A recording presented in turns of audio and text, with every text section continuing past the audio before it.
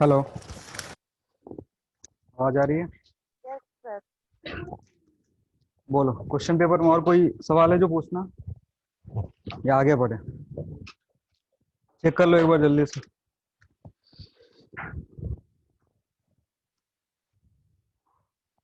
शुरू करते 10 सवाल इसमें। पेपर ए में जो है वो तो सब बेसिक मैथमेटिक्स के हैं।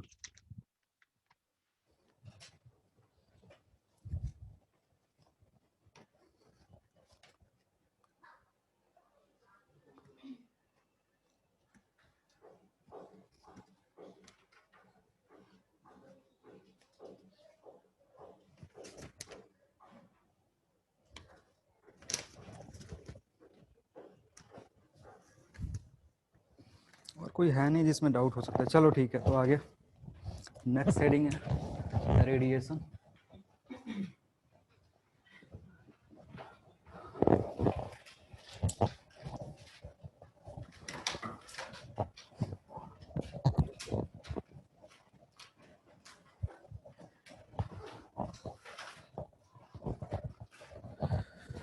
क्या होता है रेडिएशन? लिखना। It is the it is the fastest mode of it is the fastest mode of heat transmission. It is the fastest mode of heat transmission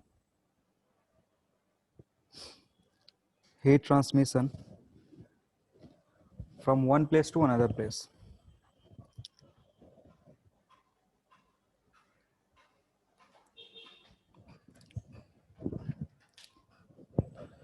Full stop. Next point.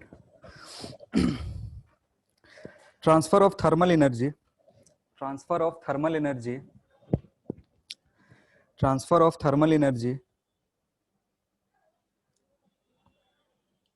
in form of electromagnetic waves.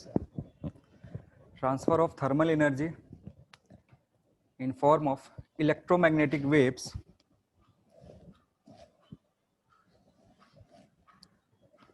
at a speed of light. At a speed of light.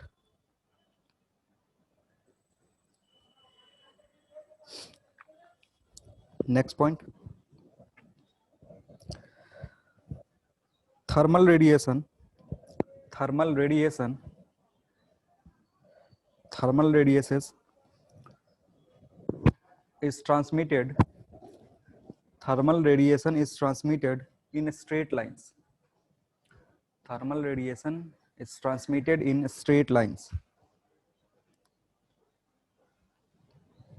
Full stop. It exhibit. Next point.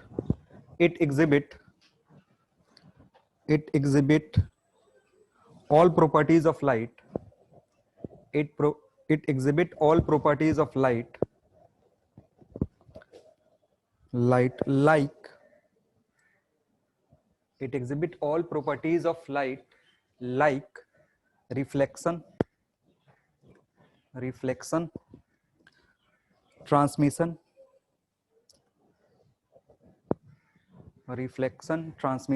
absorption,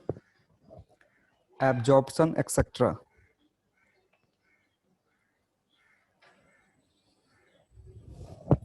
Next point. It does not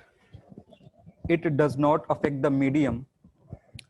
It does not affect the medium through which it passes.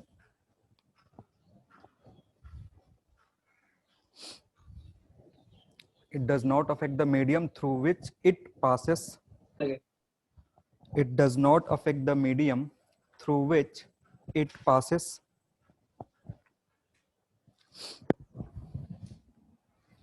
Next लिखना. Next point. When a light, when a radiation fall on a given surface, when a radiation fall on a given surface, it shows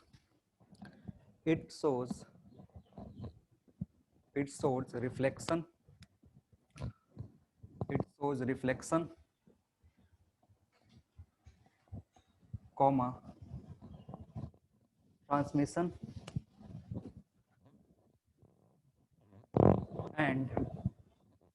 and absorption.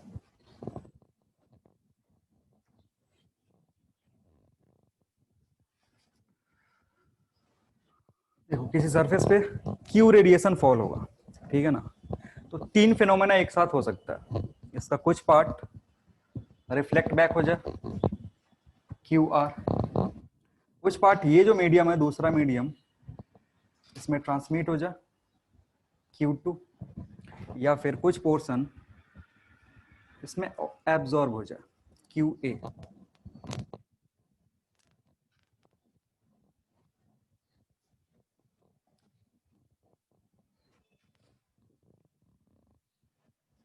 So Q जो होगा that will be equal to Q R plus Q T plus Q ए।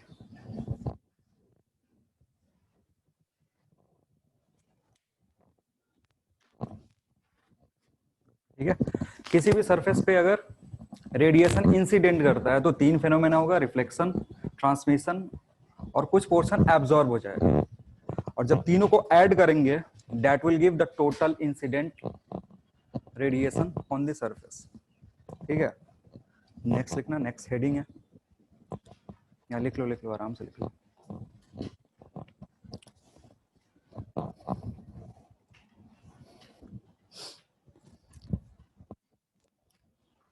लिखना some definitions related to radiation, some definitions related to radiation। पहला लिखना, number 1 reflectance power.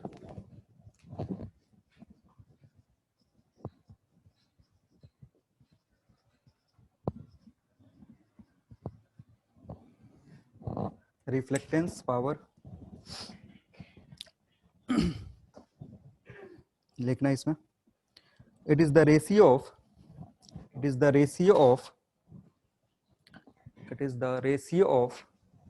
amount of radiation reflected, it is the ratio of amount of radiation reflected to total amount of radiation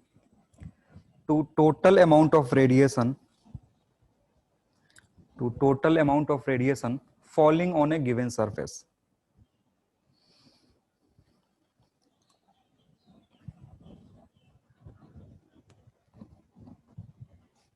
ठीक है, it is property of, full stop देखिए, it is property of surface, it is property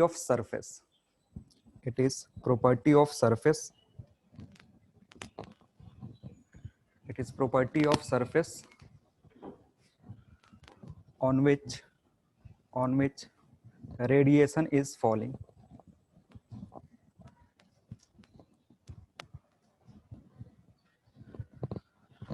It is denoted by small r, and r is equal to qr divided by q।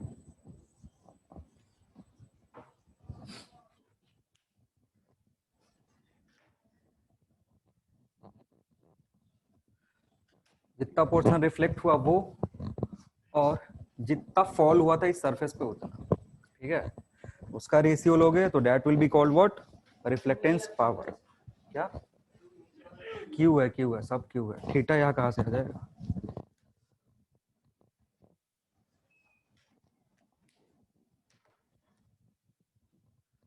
लगने से थोड़े होता है, थोड़ा सा दिमाग भी लगा लो, थीटा क्यों आएगा।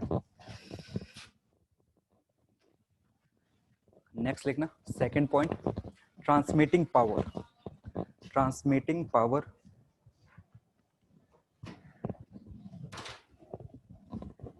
Number 2 is transmitting power.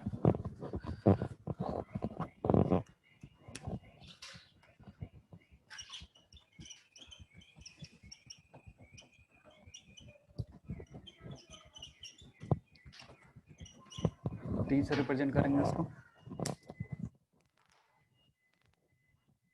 Definition पूरा सेम रहेगा, रुक जाओ बता दे रहा हूँ, डेफिनेशन पूरा सेम रहेगा। चेंज कहाँ पे होगा, हाथ हटाना है एक बार, the amount of radiation transmitted, वहां पे चेंज कर लो। It is the ratio of amount of radiation transmitted, it is ratio of, it is ratio of amount of radiation transmitted through a surface, amount of radiation transmitted through a surface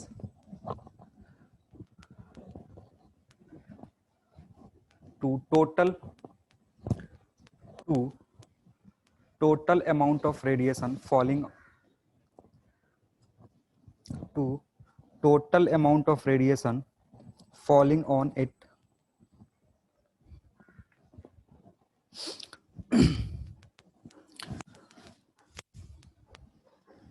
ठीक है। Again ये जो है वो property किसका है, surface का property है, और इसको रिप्रेजेंट करते हैं टी से, तो T can be written as Q T divided by Q.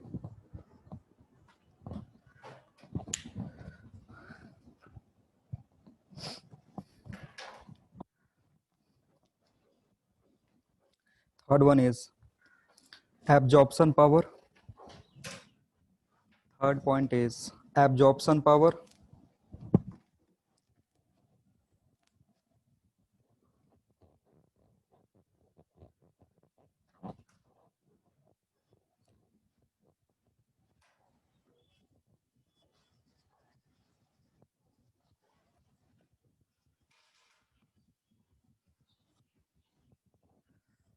Again definition same रहेगा, हल्का सा चेंज हो जाएगा। Ratio of amount of energy, it is ratio of amount of radiation, it is ratio of amount of radiation absorbed,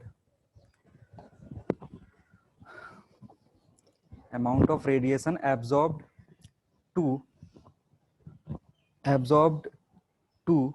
amount of total radiation, to amount of total radiation falling on the surface.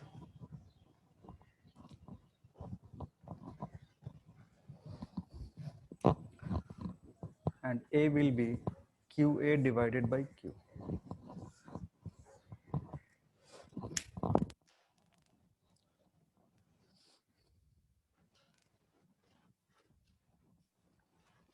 ठीक है, next लिखो notes.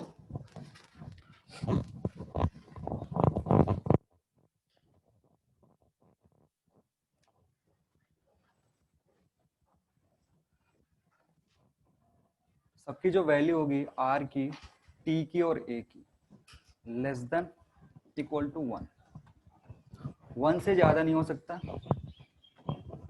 1 के बराबर हो सकता है, और नहीं तो 1 से छोटा होगा।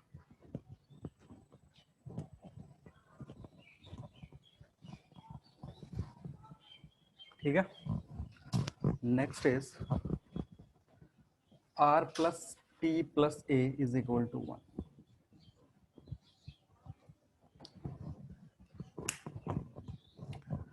तीनों को जब ऐड करोगे R, T और A को, तो वैल्यू जो होगा 1 के बराबर आएगा। अब देखो किसी बॉडी के लिए अगर R की वैल्यू 1 है तो T और A कितना हो जाएगा, 0 हो जाएगा। ठीक है, मतलब वो जो बॉडी है पूरा का पूरा जो रेडिएशन उससे फॉल हो रहा है क्या कर दे रहा है, रिफ्लेक्ट कर दे रहा है, ना तो कुछ ट्रांसमिट कर रहा है और ना कुछ एब्जॉर्ब कर रहा है। ऐसे करने के लिए बॉडी को पॉलिश करना पड़ता है ऊपर से। जैसे अगर लाइट के केस में देखोगे तो लाइट जो मिरर होता है, मिरर को हम पीछे पॉलिश कर देते हैं और उस पर जो लाइट इंसिडेंट होता है वो पूरा का पूरा क्या होता है, रिफ्लेक्ट हो जाता है। तो जब R इक्वल्स टू 1 होता है ना, तो ऐसे बॉडी बोलते हैं परफेक्टली रिफ्लेक्टिंग बॉडी। ठीक है, जब R 0 होगा, A 0 होगा, T 1 होगा, इस केस में क्या होगा, परफेक्टली ट्रांसमिटिंग बॉडी। ठीक है ना, पूरा का पूरा जो रेडिएशन बॉडी के सरफेस पे फॉल होगा वो सबका सब कहाँ चला जाएगा, ट्रांसमिट हो जाएगा, ना कुछ रिफ्लेक्ट होगा ना ही कुछ एब्जॉर्ब होगा। सिमिलरली A अगर 1 हो गया तो ना तो रिफ्लेक्शन हुआ और ना ही ट्रांसमिशन हुआ, पूरा का पूरा एब्जॉर्ब हो गया, और ऐसे बॉडी को हम क्या बोलते हैं? Black body. ठीक है ना, जो पूरा का पूरा रेडिएशन क्या कर ले? एब्जॉर्ब कर ले, कुछ ट्रांसमिट नहीं करे और ना ही रिफ्लेक्ट करे, वैसे बॉडी को ब्लैक बॉडी बोलते हैं। और ए की वैल्यू उसके लिए कितनी होती है? 1 होती है। ठीक है,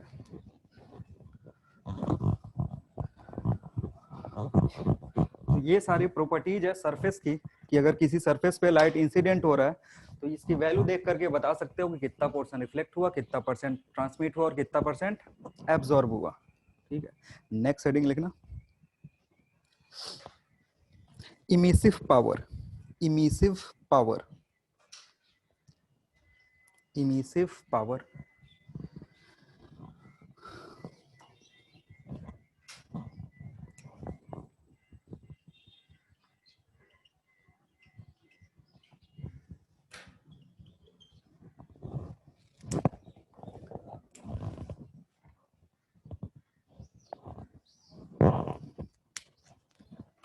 अब देखो, इसके पहले अभी तक हमने जो पढ़ा है ना, वो हमने पढ़ा है कि किसी सरफेस पे कहीं और से लाइट इंसिडेंट हो रहा है, या कोई और कहीं और से रेडिएशन इंसिडेंट हो रहा है। इस सरफेस पे बाहर से रेडिएशन इंसिडेंट हो रहा है, तो उस पे कौन कौन सी प्रॉपर्टीज आती हैं वो पढ़ रहे हैं।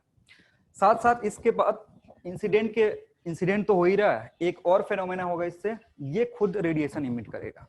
कोई भी बॉडी जो 0 केल्विन से ऊपर के टेम्परेचर पे होता है, वो क्या कर रहा होता है? रेडिएशन इमिट कर रहा होता है। तो रेडिएशन इस पे फॉल भी हो रहा है, साथ ही साथ इमिट भी कर रहा है। तो फॉल वाला जो भी सीन था, जिसमें एब्जॉर्प्शन, रेडिएशन, ये रिफ्लेक्शन और ट्रांसमिशन हमने देखा, तो वो अलग चीज हो गया। अलग क्यों? क्योंकि उसमें हम किसी और के रेडिएशन को इस बॉडी पे फॉल करवा रहे हैं और उससे रिलेटेड चीजें देख रहे हैं। नेक्स्ट क्या है कि ये बॉडी उसी इंस्टेंट पे एक और काम कर रहा होगा, खुद रेडिएशन इमिट कर रहा होगा। इस बॉडी से क्या हो रहा होगा? रेडिएशन इमिट भी हो रहा होगा। तो उसके लिए हम एक पावर रिप्रेजेंट करते हैं और उसको बोलते हैं इमिसिव पावर, जिसको शो किससे करते हैं? कैपिटल ई से शो करते हैं। तो ये है क्या लिखना, ये समझ में आ गया किसके लिए है? इमिशन के लिए है।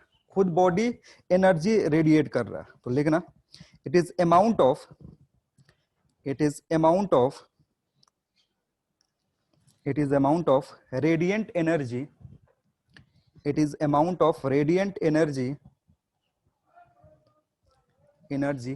emitted by, emitted by a given body, emitted by a given body, emitted by a given body per unit time, per unit time,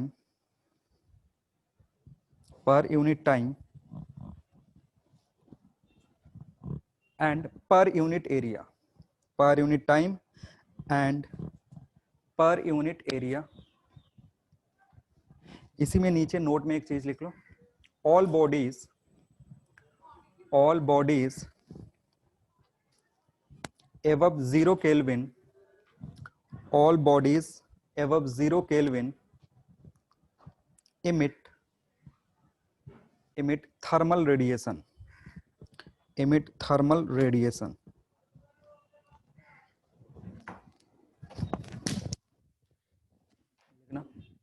if capital Q, if capital Q,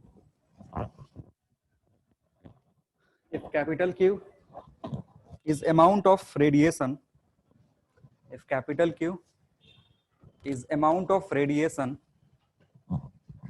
जिसका स्पीड स्लो वो बोल सकता है कि दोबारा repeat करने को, नहीं तो पता चले बीच बीच में छोड़ छोड़ के लिख रहा। If capital Q is the amount of radiation emitted by, emitted by, emitted by a body, body having surface area, having surface area capital A in time t, capital A in time t, then its emissive power, then its emissive power is given as, then its emissive power is given as E is equal to Q by AT।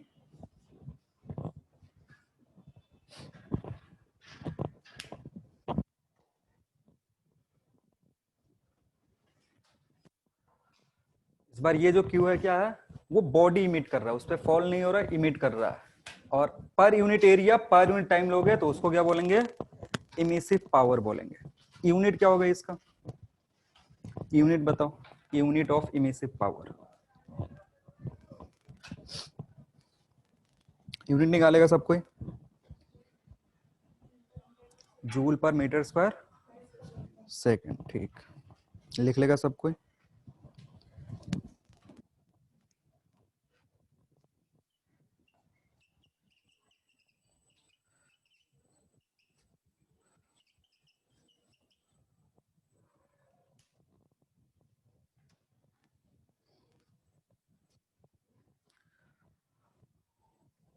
Next लिखना, next study, spectral emissive power, spectral emissive power, spectral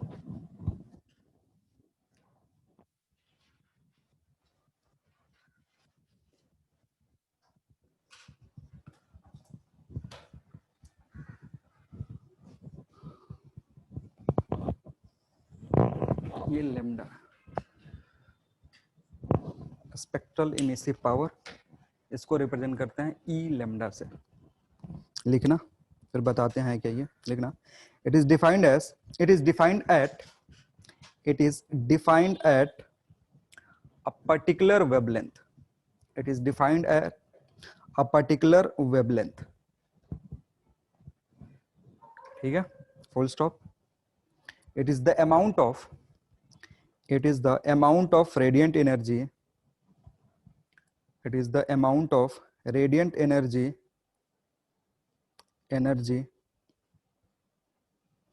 of wavelength lambda, of wavelength lambda emitted per second, emitted per second, emitted per second, per second, per unit area, emitted per second per unit area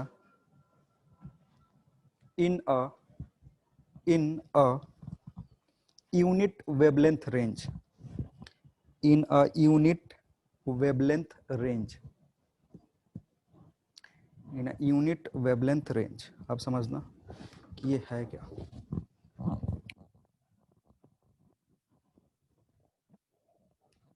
देखो अगर कोई body है, ये heat energy या radiation emit कर रहा है Q, तो ये जो क्यू होगा ना, इस रेडिएशन में सारे के सारे वेवलेंथ होंगे, ठीक है, सारे के सारे वेवलेंथ कहने का मतलब जो भी थर्मल रेडिएशन के लिए वेवलेंथ होता है वो सब के सब इसमें होंगे। लेकिन अभी हम क्या करना चाहते हैं, किसी एक पर्टिकुलर वेवलेंथ के लिए डिफाइन करना चाहते हैं। जैसे पहले जो डेफिनेशन था ना, वो पूरे वेवलेंथ को ले रहा था, ठीक है, मतलब मान लो 0 से लेकर के 100 तक का स्केल है वेवलेंथ का, तो सब के सब इसमें आएंगे, इस क्यू इमिशन में।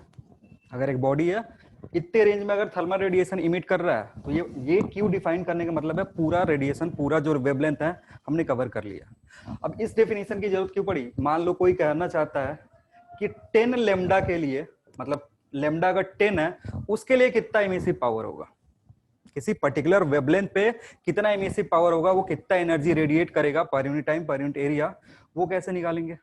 तो उसके लिए एक पर्टिकुलर अलग से डेफिनेशन है जिसको हम बोलते हैं स्पेक्ट्रल इमिसिव पावर। इसका मतलब ये होता है कि वेवलेंथ के फॉर्म में हम चीजें चेक करेंगे।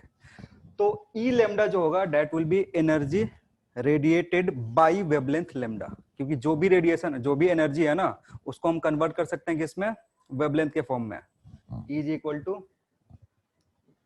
SC by lambda. तो अगर ये देख रहे हो, ये एक्चुअली में ई कंफ्यूजन है, ये क्यू के लिख सकते हो, थर्मल रेडिएशन है तो Q will be SC by lambda. अगर ये लेमडा चेंज होगा तो उसके अकॉर्डिंग क्यू चेंज होगा। तो ये जो रेंज, ये जो क्यू यहाँ पे लिखा हुआ ना, इसमें सारे लेमडा है, फ्रॉम 0 से लेकर के 100 तक सब के सब है, उसके अकॉर्डिंग है। लेकिन हमें क्या चाहिए, एक पर्टिकुलर वेवलेंथ पे चाहिए, मान लो लेमडा जो मैंने बताया लेमडा इक्वल टू 10 पे, तो उसके लिए क्यू लेमडा डिफाइंड होगा, क्योंकि एक पर्टिकुलर वेवलेंथ पे जाके देख रहे हैं। उसके चलते जो एनर्जी रेडिएट होगा, that energy per unit time per unit area and per unit wavelength range, क्योंकि ये रेंज है ना, मान लो रेंज था लेमडा से लेकर के लेमडा 1 से लेकर के लेमडा 2 तक, और इसमें हमने एक लेमडा उठाया, इस पे क्यू कैलकुलेट किया कि इस वेवलेंथ के लिए कितना क्यू आया। आ रही है बात समझ में? तो that Q divided by area into time, ये क्या देगा? ई देगा। लेकिन हम हमारे पास एक रेंज है, लेमडा का रेंज है, कि जो जो भी हम चेक कर रहे हैं ना, ये जो लेमडा की वैल्यू वो किसके बीच में आ रहा है? लेमडा 1 और लेमडा 2 के बीच में आ रहा है। तो इसलिए उसको अलग से एडिशन दिया गया स्पेक्ट्रल इमिसिविटी के लिए, कि हम उसको पर यूनिट रेंज भी देखते हैं, कितना रेंज के अंदर जो हम चेक कर रहे हैं, वेवलेंथ जो हम ला रहे हैं, वो वेवलेंथ किसके रेंज में वेरी कर रहा है। आ रही बात समझ में? तो ई लेमडा में जो होता है that is Q lambda, lambda से इसलिए रिप्रेजेंट कर रहे हैं क्योंकि ये क्यू जो है ये पर्टिकुलर वेवलेंथ पे आया, डिवाइडेड बाय ए अगर एरिया है, टी टाइम में इतना हीट निकला, और डी लेमडा छोटा सा एक रेंज, छोटा सा रेंज क्यों डिनोट कर रहे हैं? क्योंकि मे बी जो चेंज हो रहा है लेमडा से लेमडा प्लस डी लेमडा तक हो रहा है, और अगर बड़ा चेंज होगा तो उसको इंटीग्रेट करना पड़ेगा। ये डी, इसको डेल्टा लेमडा भी लिख सकते हैं, लेकिन अगर अगर लेमडा वेरी कर रहा है तो बड़े चेंज के लिए मे बी वेरिएशन से प्रॉब्लम आएगा, तो इसलिए हम इसको किस टर्म में रिप्रेजेंट कर लेते हैं? छोटे चेंज में, ताकि अगर कोई वेरिएशन भी आए तो खुद कंपनसेट हो जाए। आ रही बात समझ में? तो लिखना इफ क्यू लेमडा, इसके नीचे if Q lambda is is radiation if q lambda is radiation emitted by a body emitted by a body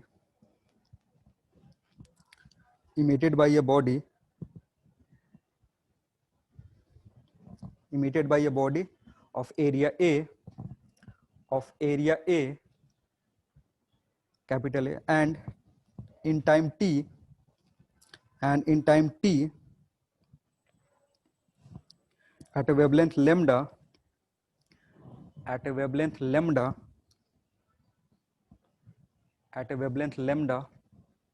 in wavelength range of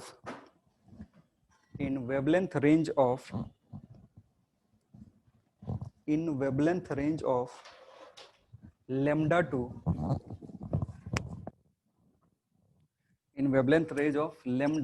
2 lambda plus D lambda, range को छोटा कर दिए, बड़ा भी हो सकता था, जैसे लेमडा 1 से लेमडा 2 मैंने बताया था, तो उसमें रखते तो जो वेरिएशन आता लेमडा 2 माइनस लेमडा 1 करके लिखते, और अभी जो मैंने रेंज लिया वो कितना है? लेमडा से लेकर के लेमडा प्लस डी लेमडा, बहुत ही छोटा रखा है। Then E lambda is given as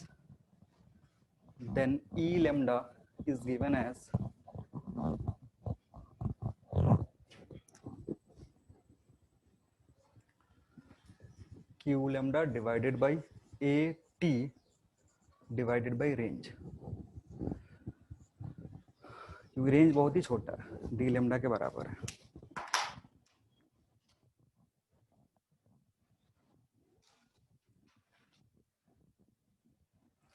ठीक है।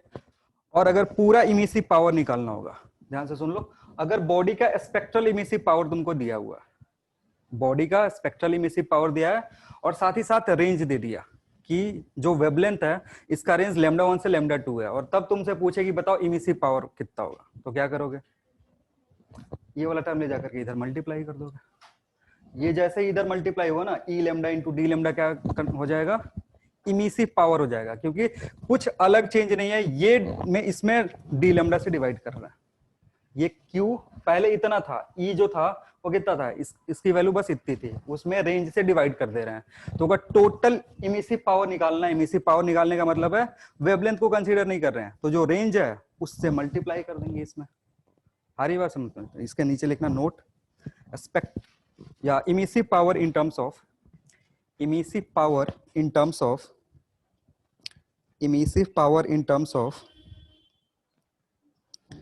emissive power in terms of spectral emissive power in terms of spectral emissive power.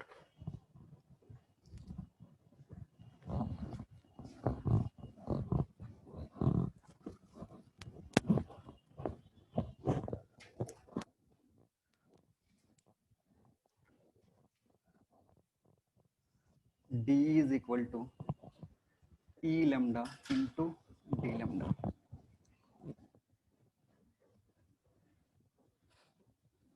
और E is equal to E lambda D lambda from 0 to infinity. जो भी range दिया रहेगा उसके according put कर देना। मैं 0 से इंफिनिटी तक का ले रहा हूँ। यहाँ जो टर्म आएगा वो लेमडा का आएगा, यहाँ जैसे लेमडा 1 लेमडा 2 और कुछ भी रेंज हो सकता है। ये छोटा सा चेंज था, छोटा सा चेंज है ना, तो डी लेमडा से मल्टीप्लाई करोगे तो उस छोटे से रेंज के लिए इमिसिव पावर आएगा, ठीक है। और तुमको पूरे बॉडी का ओवर द होल रेंज अगर इमिसिव पावर चाहिए तो क्या करना है, इंटीग्रेट करोगे। इसलिए मैंने उधर शुरुआत से ही छोटा लेके चला, जैसे लेमडा 1 लेमडा 2 मैं बता रहा था ना, तो अगर डिफाइन करना होता तो इसको ऐसे लिख सकते थे, a into T lambda 2 minus lambda 1, और इसको बोल देता ई लेमडा। लेकिन ये क्या हो जाता, एक स्पेसिफिक केस हो जाता जिसमें लेमडा और लेमडा 2 का जो वैल्यू है वो तुमने क्या कर दिया, फिक्स कर दिया। तो ये जो चेंज होगा ना, ये लार्ज चेंज है, तो इससे अगर कैलकुलेट करोगे तो क्यू लेमडा की जो वैल्यू होगी उसमें अलग अलग रेंज के लिए अलग अलग आएगा। लेकिन यहाँ पे क्या है ना, अगर छोटा लोगे तो क्यू लेमडा में ज्यादा का वेरिएशन नहीं होगा। अगर डी लेमडा ले रहे हो तो उसके लिए क्यू लेमडा, तो दूसरा जो डी लेमडा लोगे उसके लिए भी अप्रोक्सीमेटली जो वैल्यू होगा वो कांस्टेंट होगा। फिर सम करने में ज्यादा दिक्कत नहीं होगा, और सम करोगे और जो जो तुम्हारा इधर रेंज है उधर ले जाकर मल्टीप्लाई कर दोगे, that will give total amount of heat radiated per unit time per unit area. उसको इंटीग्रेट करना, सबमिशन का मतलब ही क्या है, इंटीग्रेट करना। तो उधर ये जो है डिस्क्रीट सबमिशन है, यहाँ से आएगा, और ये तुम्हारा कंटिन्यूअस है। तो जो रेडिएशन आता है वो कंटिन्यूअस होता है, उसको डिस्क्रीट के टर्म में ऐड नहीं कर सकते हैं, इसलिए हमें किसका हेल्प लेना पड़ेगा, इंटीग्रेशन का हेल्प लेना पड़ेगा, ठीक है। रुको, इस पे कोई सवाल होगा तो करवाते हैं और इजी होगा।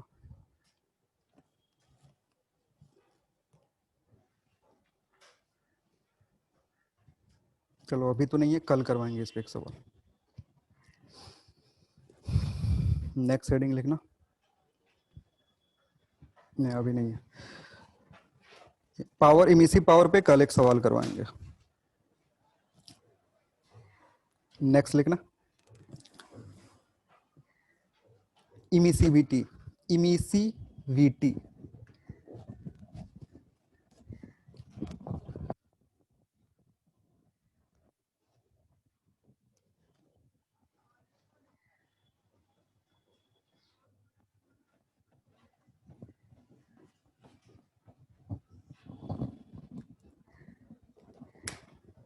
इमिसिविटी क्या होता है,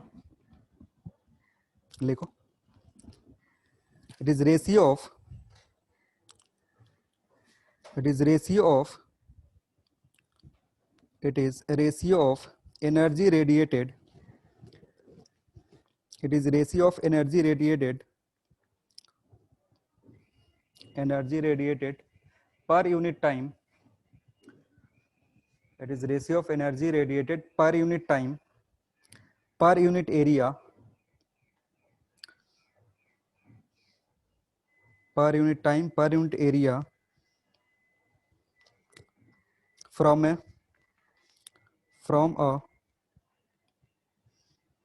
a given body, from a given body to energy radiated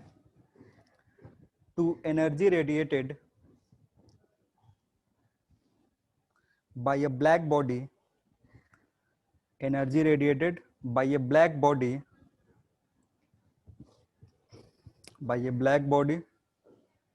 per unit time per unit area per unit area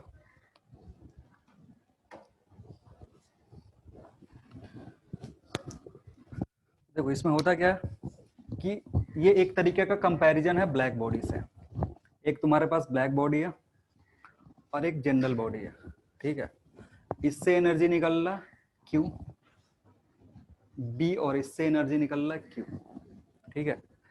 तो इसके लिए ई बी डिफाइंड होता है Q B divided by A into T, और इसके लिए क्या डिफाइंड होगा, E that will be Q divided by, यहाँ चलो बी से ब्लैक बॉडी लिखो, और इधर ए टी। हमने सेम टाइम दिया ध्यान से देखो, सेम टाइम दिया ना, तो इसने क्यूबी रिलीज किया, जो एनर्जी यहां से रिलीज हुआ है कितना हुआ क्यूबी, उतना ही टाइम इसको दिया तो कितना रिलीज हुआ क्यू हुआ। तो अगर इसके लिए इमिसिव पावर निकालोगे तो कितना होगा, EB will be QB divided by A into time, time same दिया, सरफेस एरिया भी सेम है, और यहाँ पे ई कैलकुलेट करा तो क्यू डिवाइडेड बाई 80, और अगर इन दोनों का रेशियो लोगे दैट विल बी इमिसिविटी। तो अगर इसका रेशियो लेते हो E is equal to E by E B.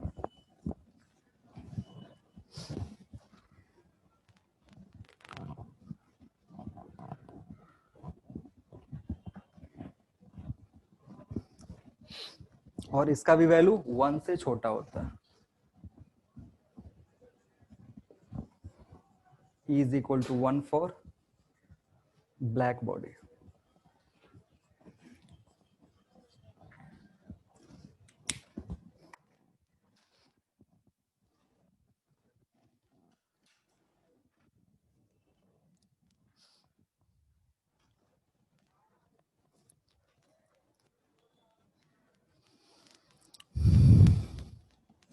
हो गया। इसका जो इमिशन है वो किससे कंपेयर कर रहे हैं, किसी ब्लैक बॉडी से कंपेयर कर रहे हैं, ठीक है ना। और ब्लैक बॉडी से कंपेयर कर रहे हो तो जो रेशियो आता है E by E B that is called what, emissivity. बहुत सारे इधर टर्म्स आते हैं, बच्चे कंफ्यूज रहते हैं, ध्यान से पढ़ना। नेक्स्ट हेडिंग लिखो, perfect black body. Perfect black body, perfect black body लिखना, a body which absorbs, a body which absorbs all the radiations, a body which absorbs all the radiations falling on it, falling on it is called perfectly black body, या perfect black body is called perfect black body. For a black body या for a perfect black body, for a perfect black body A is equal to 1, small a, जो बताए थे इसके पहले।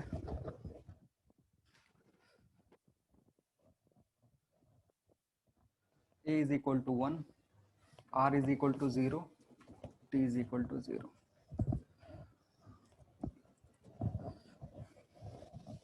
सबका सब absorb कर ले रहा, तो इसको क्या बोलेंगे, परफेक्टली ब्लैक बॉडी। ध्यान से देखो, ए और ई दोनों इसके लिए 1 होता है, ठीक है ना।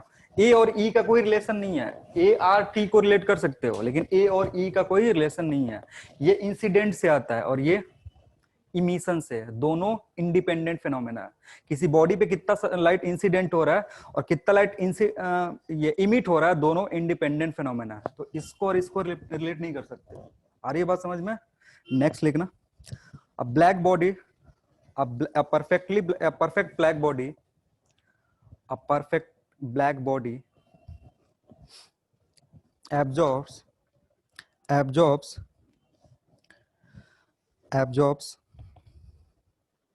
all possible wavelengths, absorbs all possible wavelength from 0 to infinity, from 0 to infinity.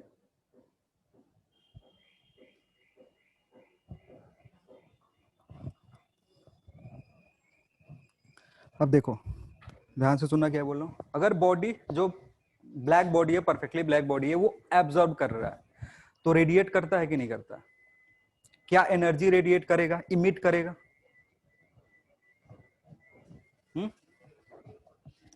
क्या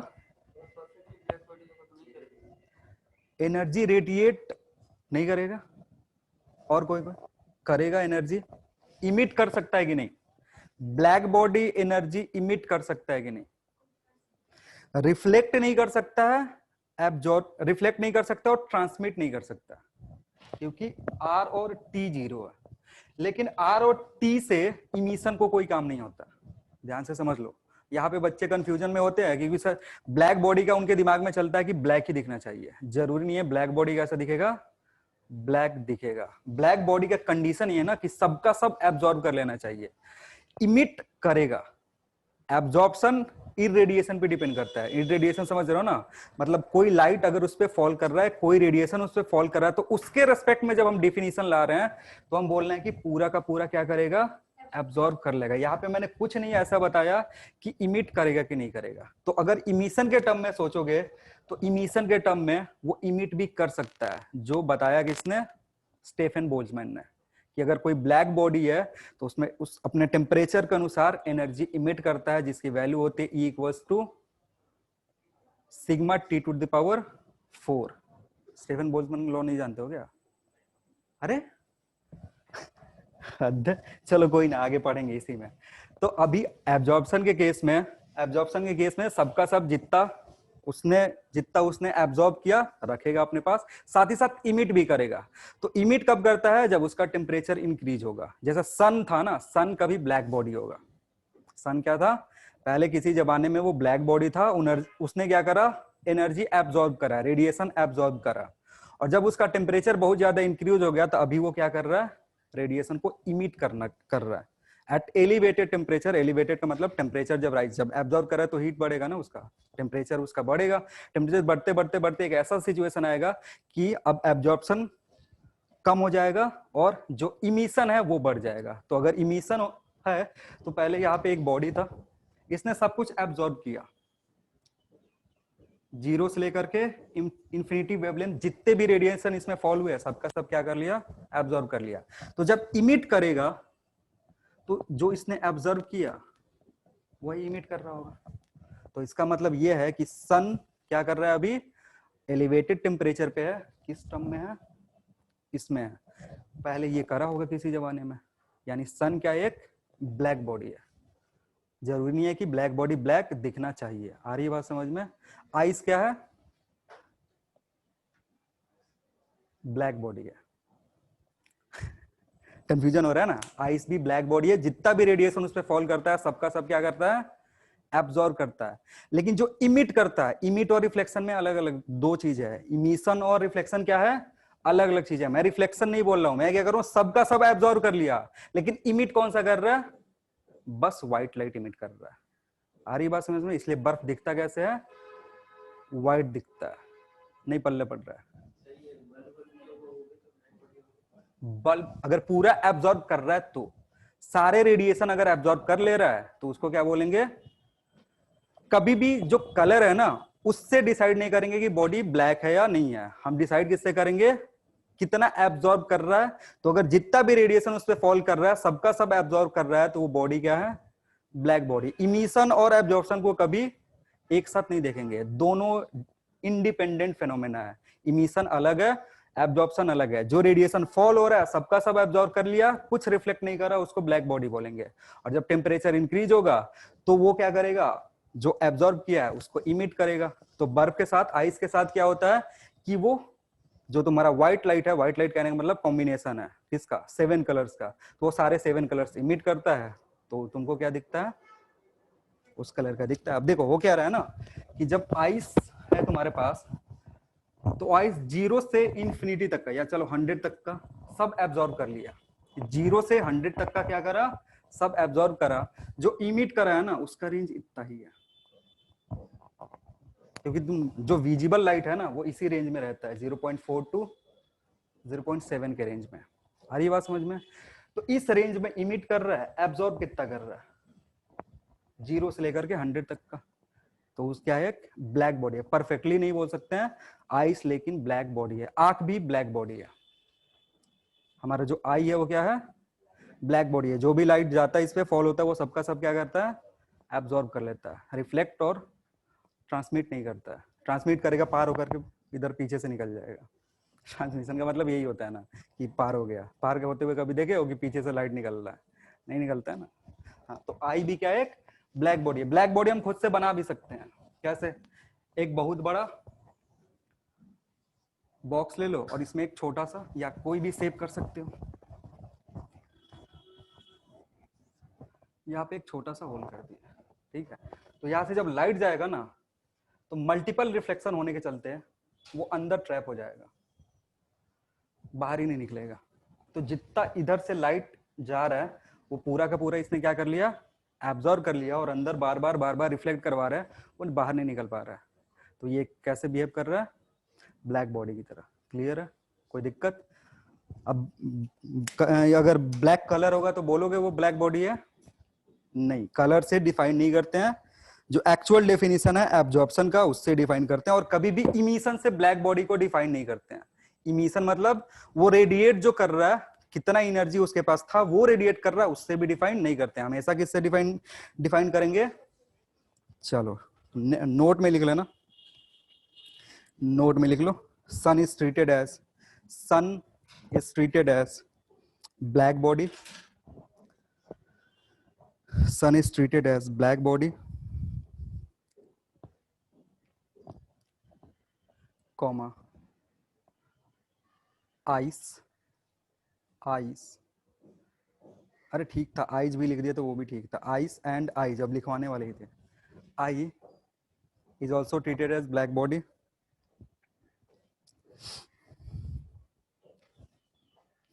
ठीक है। नोट में एक और चीज लिख लो, दूसरा नोट लिख लो, all black bodies, all black bodies emit, all black bodies emit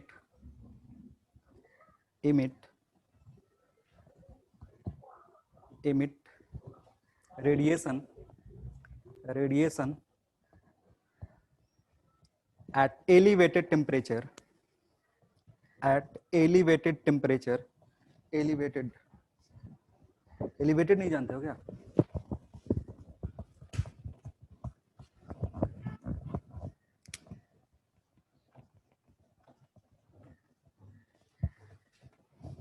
at elevated temperature which elevated temperature which they have absorbed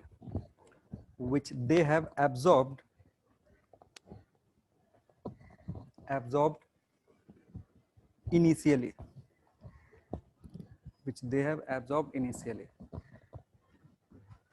तो ये जो है ना, ये सन के लिए मैंने लिखा था कि सन ने क्या करा होगा, कभी रेडिएशन लिया होगा जब वो ब्लैक बॉडी की तरह बिहेव कर रहा होगा। अभी वो किस कंडीशन में है, इमिशन के कंडीशन में है, इसलिए सबका जो वेवलेंथ उसने ऑब्जर्व करा है वो सारे के सारे क्या कर रहा है, इमिट कर रहा है। ठीक है, नेक्स्ट लिखो।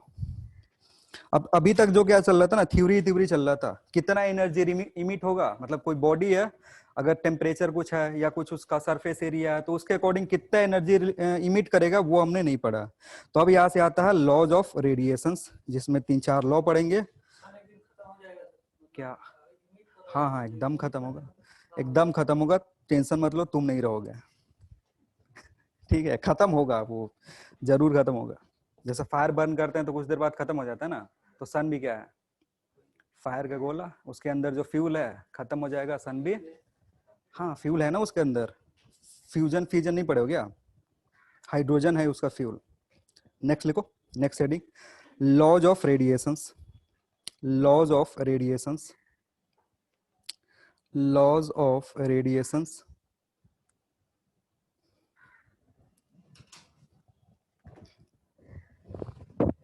पहला लॉ है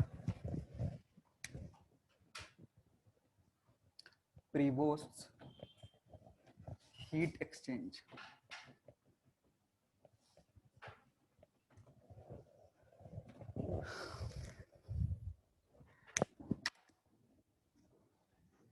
प्रीवोस्ट हीट एक्सचेंज लिखना। अकॉर्डिंग टू दिस थ्योरी, ये एक बार लिखवाए थे लेकिन दोबारा भी लिख सकते हो, ये इसी लॉ के चलते था। According to this theory every objects, according to this theory every objects emit, every objects emit radiation at all temperatures,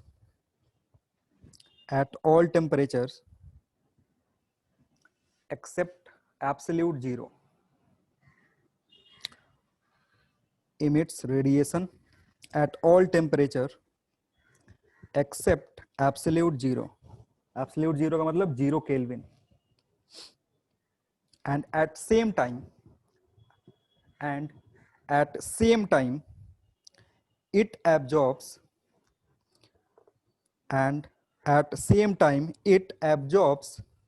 radiation also.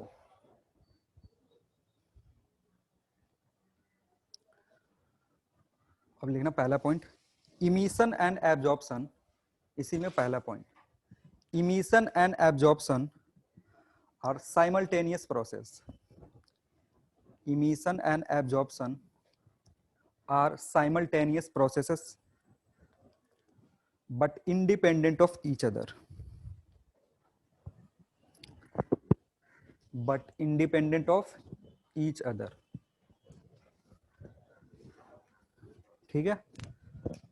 क्या हो रहा है ना कि जैसे एक बॉडी है तो ये क्या कर रहा होगा, हीट रिलीज भी कर रहा होगा और साथ ही साथ अपने सराउंडिंग से रेडिएशन या हीट एब्जॉर्ब भी कर रहा होगा. ठीक है ना. तो ये जो दोनों प्रोसेस है ना, ये एक दूसरे को इंटरफेयर नहीं करते हैं, एक दूसरे से इंडिपेंडेंट होते हैं. दोनों प्रोसेस साथ साथ चल रहा होता है. ठीक है. नेक्स्ट लिखना सेकंड पॉइंट. सेकंड पॉइंट लिखना, exchange of heat is a continuous process. Exchange of heat is a continuous process.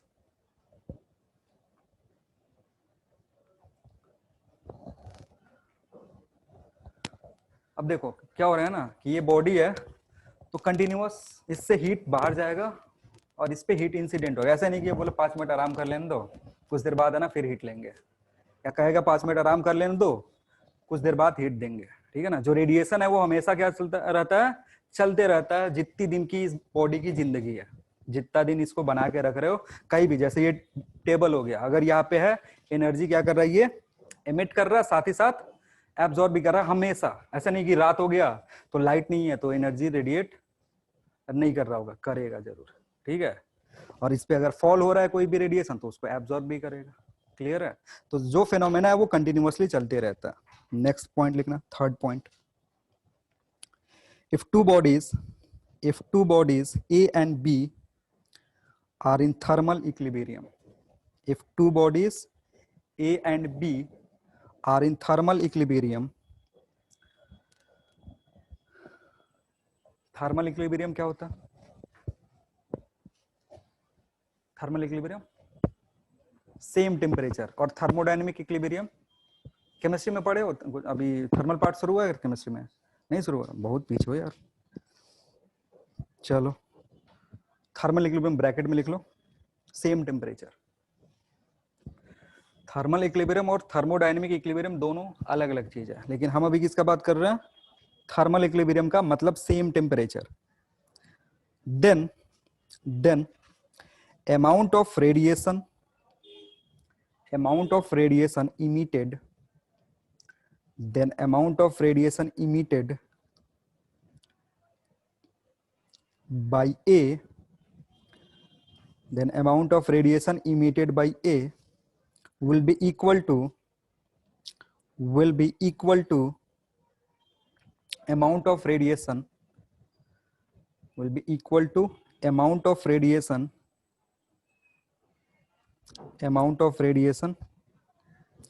absorbed by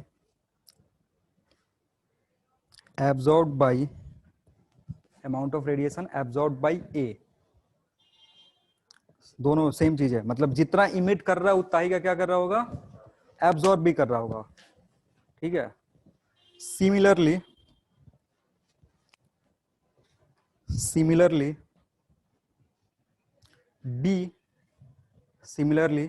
B also emit and absorbs same amount of radiation.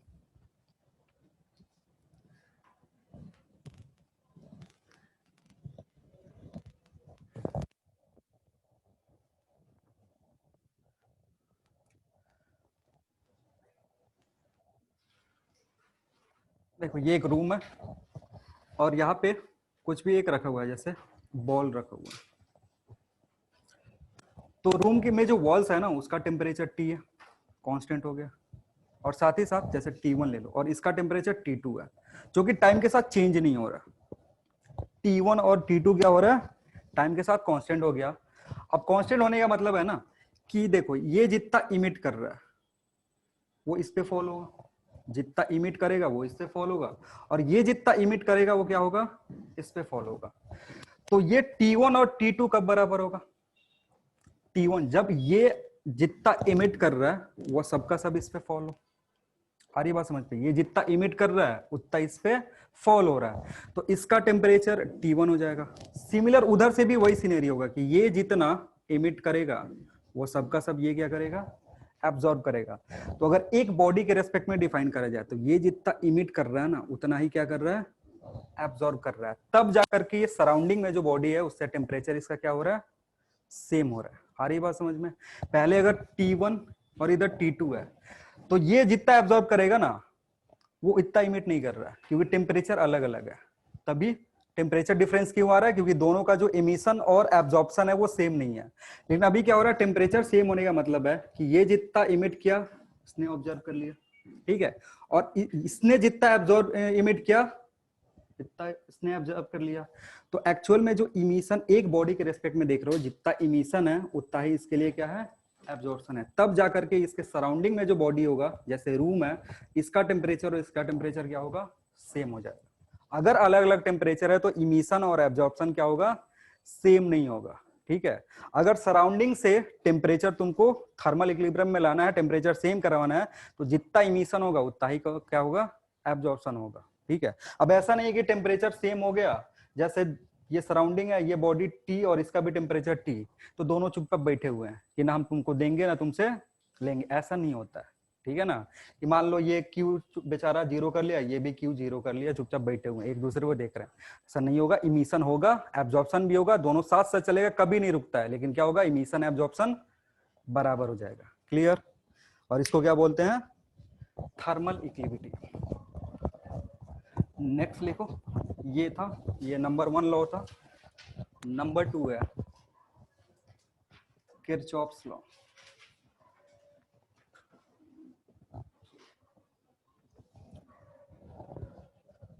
कितना टाइम हुआ, अभी बचा हुआ, चलो। Kirchhoff's law लिखना। Kirchhoff's law क्या होता है, किरचॉफ्स लॉ एक जगह और पढ़ते हो, हाँ वो वाली नहीं है ये। कितने किरचॉफ्स लॉ होते हैं इलेक्ट्रिसिटी वाले, कौन कौन से, हाँ पता नहीं क्या बोल रहे। अच्छा वो भी भूल गए, 12th वाला भी भूल गए। अरे 12th वाला मत भूलो, ये तो दिक्कत हो जाएगा। लिखो, at any given temperature, at any given temperature, at any given temperature, spectral emissive power, spectral emissive power, spectral emissive power is directly proportional to, is directly proportional to, proportional to a spectral, a spectral absorbing power at any given temperature. A spectral emissive power is directly proportional to a spectral absorbing power of a body. ठीक है, that is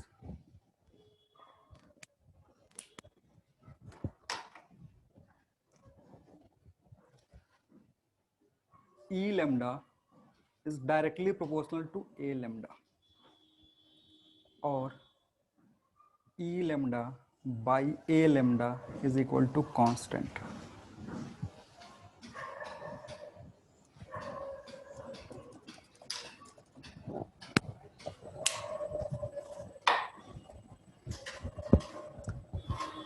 देखो E lambda तो explain करें, E lambda क्या था, किसी particular range में जो एनर्जी इमिट हो रहा है वो E lambda था, ठीक है ना।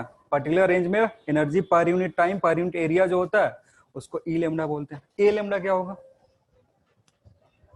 एब्जॉर्ब करने का, जैसे क्या हो रहा है ना, इमिट करने का हम देख रहे हैं कि ई लेमडा आ रहा था जब हमने रेंज लिया था लेमडा से लेमडा प्लस डी लेमडा। तो ये उल्टा भी तो हो सकता है ना, दूसरी बॉडी जिसपे ये एनर्जी रेडिएट करा रहा है, अगर इस पे किसी और का एनर्जी रेडिएट हो रहा है तो वो भी एक पर्टिकुलर रेंज में हो सकता है, जैसे ये था। तो अगर ये इस तरीके का हो गया लेमडा प्लस डी लेमडा किसी पर्टिकुलर रेंज में लिए, तो उसके लिए हम एब्जॉर्प्शन ए डिफाइन नहीं करेंगे, जो एब्जॉर्प्टिव पावर था हमारा उसके लिए ए डिफाइन नहीं करेंगे, क्या करेंगे, ए लेमडा करेंगे। क्यों? क्योंकि एक पर्टिकुलर रेंज में देख रहे हैं। तो जो भी किरचॉफ्स थे ना, उन्होंने रेंज में देखा कि अगर तुम डी लेमडा का रेंज ले रहे हो तो बॉडी के लिए इमिशन कितना है, अगर ई लेमडा, और डी लेमडा के लिए ही अगर तुम एब्जॉर्प्टिव पावर देख रहे हो तो अगर ए लेमडा है, तो ये दोनों एक दूसरे क्या होंगे, प्रोपोर्शनल होंगे। अब यहाँ पे जाकर के रिलेशन दिखा इमिशन और किसका, एब्जॉर्प्शन का, टोटल का नहीं है, टोटल से रिलेट अभी भी नहीं कर सकते हैं। ये किसके लिए है, किसी पर्टिकुलर रेंज के लिए है, छोटा सा इंटरवल। कौन सा इंटरवल, डी लेमडा के बीच में है। जो इमिशन हो रहा है उसको किससे रिप्रेजेंट कर रहे हैं, ई लेमडा से दिखा रहे हैं। जो एब्जॉर्प्शन हो रहा है उसको ए लेमडा से दिखा रहे हैं। तो किरचॉफ ने इन दोनों का रिलेशन बताया, ये जो वैल्यू होगा डायरेक्टली प्रोपोर्शनल होगा या फिर कांस्टेंट बोल सकते हो। ये जो रेशियो होगा वो हमेशा क्या होगा, एक नंबर आएगा, एक कांस्टेंट होगा। आ रही बात समझ में? तो किरचॉफ ने रिलेशन बताया कि एब्जॉर्प्शन और इमिशन में भी हो सकता है, उसको रिलेट कर सकते हो, और जो रिलेशन है दैट इज डायरेक्टली प्रोपोर्शनल का। ठीक है, नेक्स्ट लिखो, इसी में पॉइंट वाइज लिखना। From this law we conclude that, from this law we conclude that, from this law we conclude that if a body absorbs radiation of certain wavelength, if a body absorbs radiation of certain wavelength strongly certain wavelength strongly अभी explain कर देंगे क्या मतलब है, then it will also emit that radiation,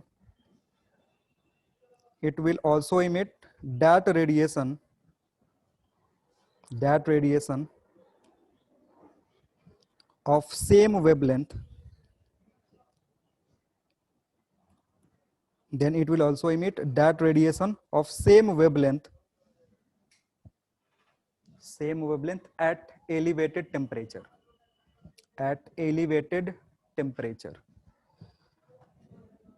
अब इसका मतलब समझना क्या है। देखो मैंने इसके पहले ही बताया था कि बॉडी जो एब्जॉर्ब करता है उसको स्टोर करके रखता है, फिर एलिवेटेड टेम्परेचर पे उसे क्या करेगा, इमिट करेगा। तो एक बॉडी है जो क्या कर रहा है, रेड ज्यादा एब्जॉर्ब कर रहा है। एक बॉडी था क्या कर रहा है, रेड ज्यादा एब्जॉर्ब कर रहा है, टेम्परेचर इंक्रीज करेगा, तो जब इमिशन की बारी आएगी तो क्या करेगा, रेड को ज्यादा इमिट भी करेगा। ऐसा नहीं कि रेड को ऑब्जर्व करा, जब इमिशन का बारी आया तो येलो कर रहा, नहीं, जो इमिट करेगा इधर से। किरचॉफ ने बोला कि अगर ई लेमडा किसी पर्टिकुलर वेवलेंथ के बीच में एनर्जी को ज्यादा क्या कर रहा है, इमिट कर रहा है, ठीक है, तो जो एब्जॉर्प्शन होगा ना, जो एब्जॉर्ब करा होगा पहले, वो किसके टर्म में करा होगा, रेड के टर्म में करा होगा। आ रही है बात समझ में? जो वेवलेंथ स्ट्रांगली का मतलब है बहुत ज्यादा एब्जॉर्ब कर रहा है, ठीक है, तो जब इमिशन की बारी आई हुई तो ज्यादा जो एब्जॉर्ब करा होगा उसी को इमिट करेगा। आ रही है बात समझ में?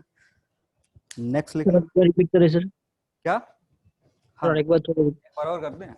चलो, वो क्या रहा है कि मान लो एक बॉडी था, दोनों को अलग अलग करके देख रहे हैं, साइमल्टेनियस नहीं सोच रहे हैं। एक बॉडी था जो क्या कर रहा है, एब्जॉर्ब कर रहा है क्यू, ठीक है, लेकिन ये जो क्यू है ना, इसमें मान लो बहुत सारे हैं, 0 से लेकर के लेमडा तक बहुत सारे वेवलेंथ है, लेकिन इस बॉडी की कैपेसिटी है कि ये मान लो 10 माइक्रोमीटर का जो वेवलेंथ है उसको ज्यादा एब्जॉर्ब कर रहा है। समझो हमारे पास रेंज क्या था, 0 से लेमडा के बीच में, लेमडा में भी 100 माइक्रोमीटर, लेकिन इस बॉडी की कैपेसिटी क्या है ना, कि ये 10 का जो वेवलेंथ है, जो रेडिएशन 10 वेवलेंथ का है, उसको क्या कर रहा है, ज्यादा एब्जॉर्ब कर रहा है। और बाकी सबको क्या कर रहा है, मे भी रिफ्लेक्ट कर सकता है या फिर ट्रांसमिट कर सकता है। तो एब्जॉर्ब कर रहा है तो वो इसके अंदर बच गया। तो जब इसका टेम्परेचर इंक्रीज होगा तो जब इमिट करेगा तो किसको करेगा, जो उसने एब्जॉर्ब करा। तो इस पर्टिकुलर वेवलेंथ के लाइट को अगर एब्जॉर्ब कर रहा है तो इसी को इमिट करेगा। तो हम मे बी रेंज में इसको डिफाइन करते हैं, तो मे बी 10 से 20 के बीच में अगर एब्जॉर्ब कर रहा है तो जब इमिट करेगा तो 10 से 20 का ही इमिट करेगा। आ रही बात समझ में? तो पर्टिकुलर वेवलेंथ के लिए जब बात आ जाती है ना, तो उसके लिए हम क्या डिफाइन करते हैं, ए लेमडा के टर्म में डिफाइन करते हैं। जैसे अगर पर्टिकुलर वेवलेंथ का इमिसिव पावर आता था तो हम उसको किससे रिप्रेजेंट करते थे, ई लेमडा से। और उसी तरह एब्जॉर्प्शन हो रहा है पर्टिकुलर वेवलेंथ के बीच में, तो उसको किससे रिप्रेजेंट कर रहे हैं, ए लेमडा से। क्लियर? और किरचॉफ ने बताया कि जो ई लेमडा है that is directly proportional to A lambda, जो कि अभी ये एग्जांपल लेकर के छोटा छोटा समझा रहा हूं। आ रही बात समझ में? क्लियर है? आगे बढ़े तो इसमें लिखना, उसी में जो वो पॉइंट था उसी में लिखना, अलग से पॉइंट नहीं लिखना। It means a good absorber, it means a good absorber is also a good emitter. A good absorber is also a good emitter। और बाद में ब्लैक बॉडी ने ये बता भी दिया कि ब्लैक बॉडी क्या करता है, पहले सब कुछ एब्जॉर्ब करेगा, इसलिए उसका ए कितना आता है, 1। और जब इमिट करता है तो जो एब्जॉर्ब करा है सबका सब इमिट कर देगा। तो इमिसिव पावर जो वैल्यू आती है ई कितनी आती है, 1 आती है। क्लियर है?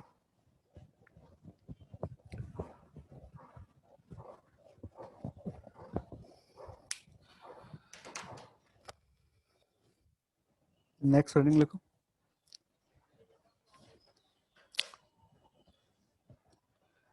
Stephens law, Stephens Boltzmann law, साथ ही लिख सकते हो स्टेफेन बोल्जमैन लॉ। दोनों अलग अलग साइंटिस्ट थे, स्टेफेन का और Boltzmann.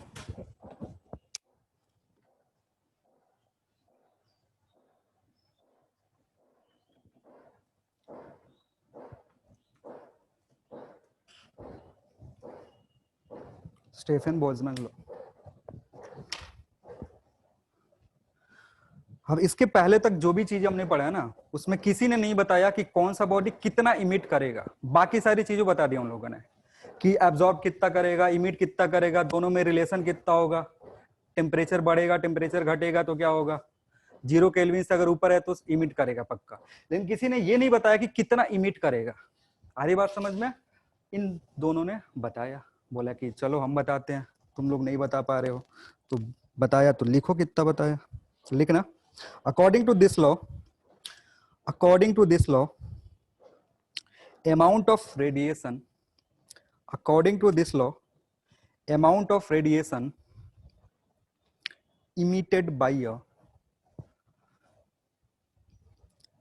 amount of radiation emitted by a black body, emitted by a black body per unit area, emitted by a black body per unit area, per unit time, per unit area, per unit time is directly proportional to, is directly proportional to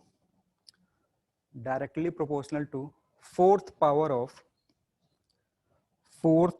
of its absolute temperature, directly proportional to fourth power of its absolute temperature। Absolute temperature कहने का क्या मतलब है कि temperature को kelvin में रखेंगे, कभी यहाँ पे भूल कर भी डिग्री सेल्सियस में नहीं रखेंगे, ब्रैकेट में लिख low temperature in kelvin.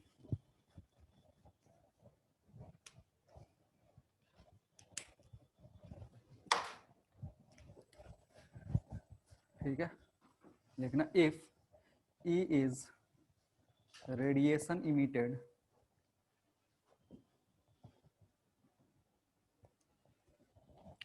per unit time, या EB लिख सकते हो, if EB is radiation emitted per unit time, per unit surface area by a black body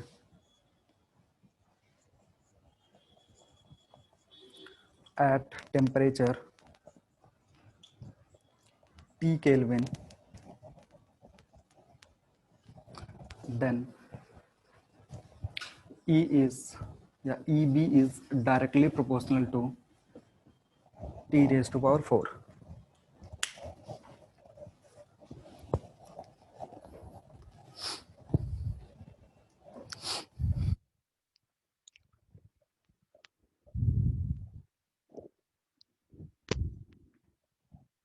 ठीक है,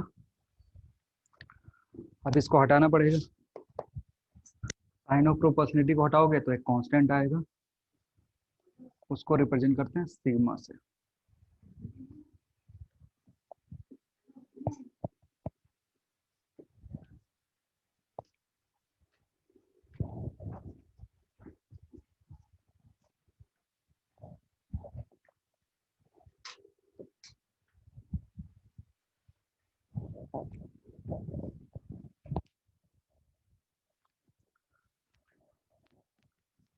और स्टेफन बोल्ट्जमैन लॉ जो है वो ब्लैक बॉडी के लिए, नॉर्मल बॉडी के लिए नहीं है। नॉर्मल बॉडी के लिए हम कैलकुलेट कर सकते हैं अगर उसका इमिसिविटी हमें पता है तो। वेयर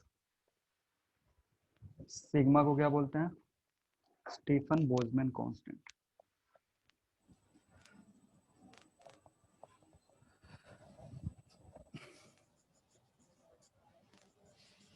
वैल्यू कितनी होती है इसकी, इसका वैल्यू याद रखना बहुत ही आसान है, 5.67 इंटू 10⁻⁻8, 5678। ठीक है, यूनिट बताओ इसका क्या होगा, यूनिट कैलकुलेट करो, सिग्मा का यूनिट कितना होगा।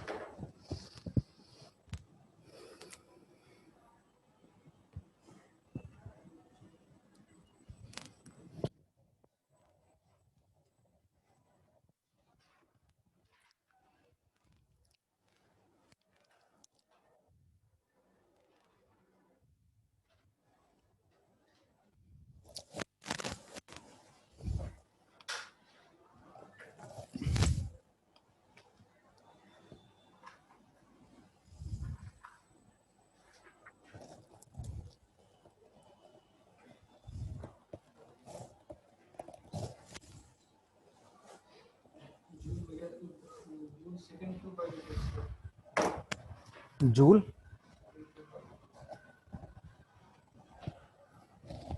टेम्परेचर का ही आ ही नहीं रहा उसमें, टेम्परेचर भी आना चाहिए ना, इधर की है यार। अरे ई का तुमको यूनिट पता है ना, ई का यूनिट क्या है। हाँ इतना, क्योंकि इसी में डिवाइड करना है टी से इधर, तो ये तो पहले से था, जूल पर मीटर स्क्वायर सेकंड था पहले से, इसमें k टू द पावर 4 से डिवाइड कर देंगे, तो इसका जो यूनिट होगा जूल पर metre square second k to the power 4। और इधर डिग्री सेल्सियस नहीं रखते हैं, इधर हमेशा क्या रहेगा, केल्विन में रहेगा। और कभी कभी वाट में भी इसको कर सकते हो, watt meter square k to the power 4। Joule पर सेकंड वाट में चेंज हो सकता है ना, तो वाट में भी इसको लिख सकते हैं। अब लिखो नोट में,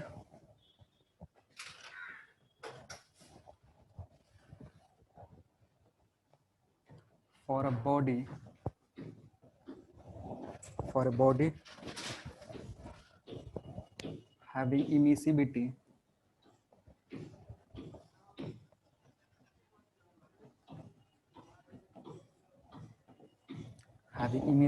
E, radiation emitted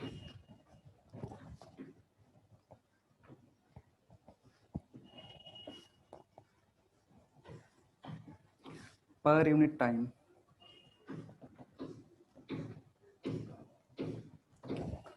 per unit area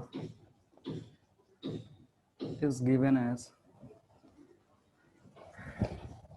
E equals to E sigma T raised to power 4।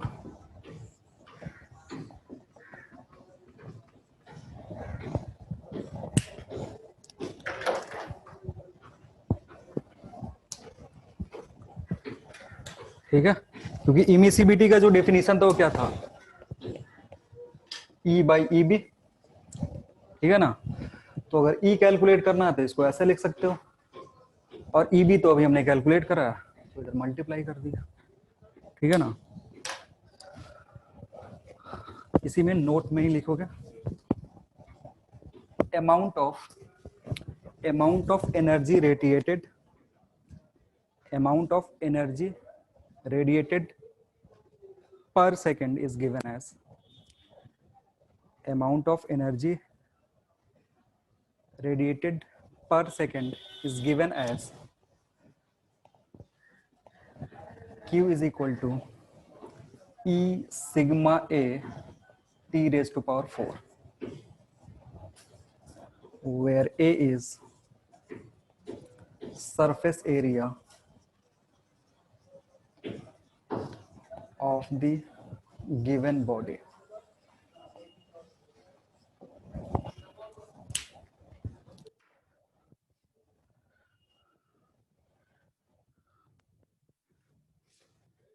Amount of energy radiated per second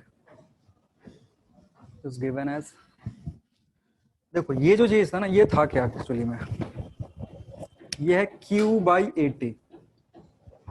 ई क्या होता है, अब हमने क्या बोला कि हमें ये चाहिए, तो ई को इधर ले जाकर मल्टीप्लाई कर दोगे, तो ए को जब इधर ले जाकर मल्टीप्लाई करोगे तो इधर इतना बचेगा, एंड क्यू बाई टी को क्यू डॉट लिख सकते हैं, तो इतना आ गया। तो अगर सरफेस एरिया गिवन है तो टोटल एनर्जी कितना इमिट हो रहा है, ठीक है ना, पहले पर यूनिट टाइम से जब डिवाइड करते हैं ना तो उसको पावर बोलते हैं, एमिसिव पावर, ठीक है। लेकिन अगर तुमको टोटल रेडिएशन चाहिए कि कितना रेडिएशन इमिट हो रहा है एक सेकंड में, तो वो कैसे निकलेगा, एरिया से मल्टीप्लाई कर दोगे, ठीक है।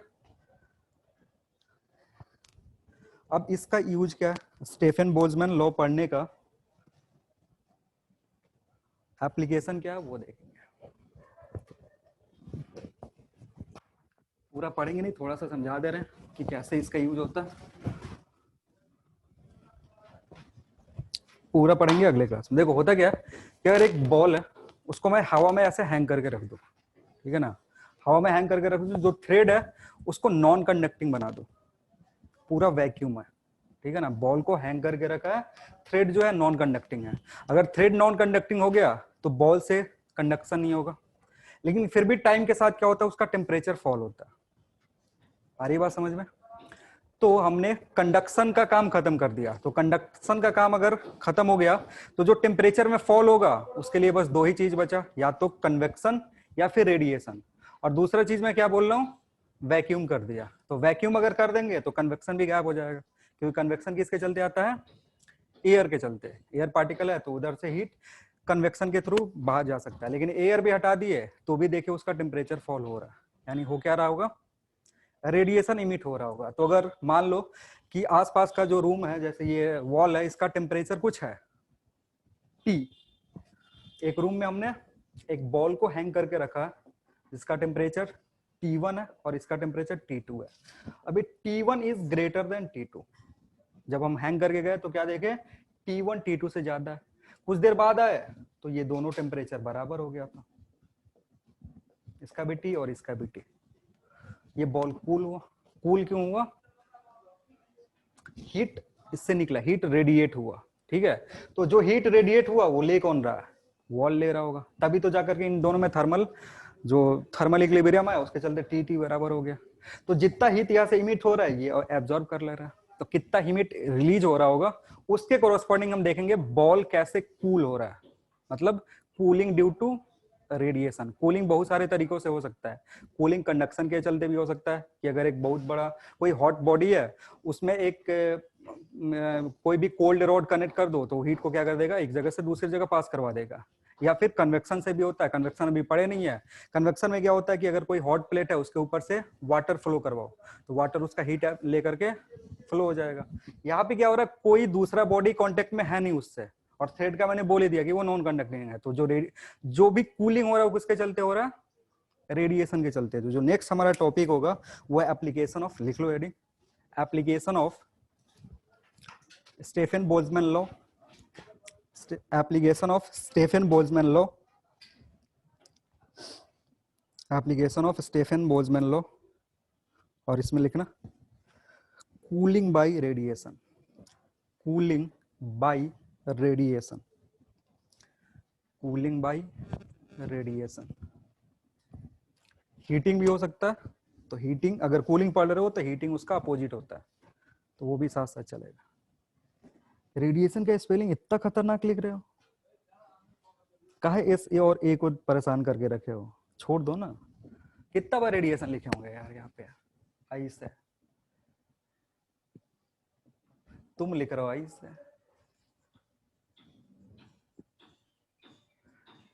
ये कोई स्पेशल तुम्हारा है क्या, एस ए कोई पोर्शन बनाता है क्या किसी चीज का, नहीं बनाता है ना, रिलीज कर दो यार, उससे काहे परेशान। चलो thank you everyone, next class में मिलते हैं। Thank you sir.